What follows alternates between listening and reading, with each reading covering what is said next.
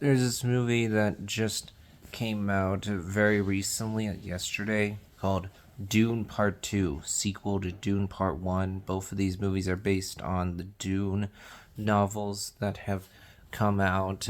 I'm just about to see Dune Part 2, and I'm very excited for Dune Part 2.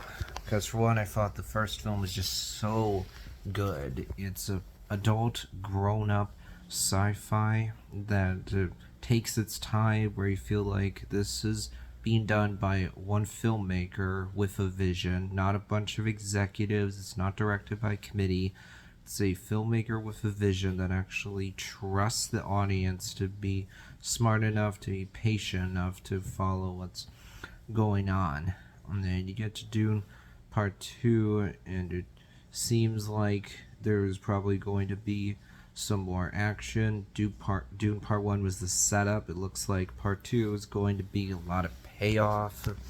Also, I think Denis Villeneuve has done a lot of good work between Dune, Arrival.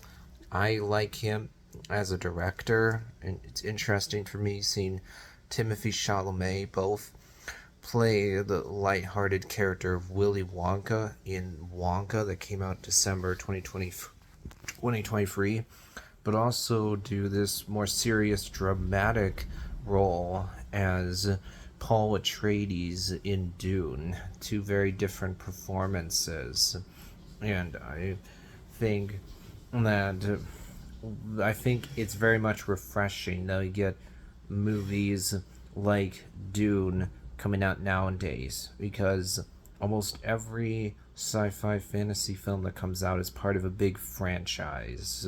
Now, of course, Dune Part 2 is a sequel, but it's only a sequel to one movie. It's not part of a big franchise. There's a few original sci-fi fantasy films that have come out recently, like The Creator and The Shift in 2023. Difference is The Creator was put out by a major studio, whereas The Shift was put out by Angel Studios, which isn't as well known, but still, those were both not based on anything that had come out before. And of course, you get original sci-fi fantasy movies on streaming, but you look at what comes out in the theaters, tends to be a lot of non-original stuff. So I think that Dune feels really unique, and I thought the tone of Dune is good as well. Plus, the score, the visual effects are just incredible. It all looks real. It all looks convincing. It all looks believable.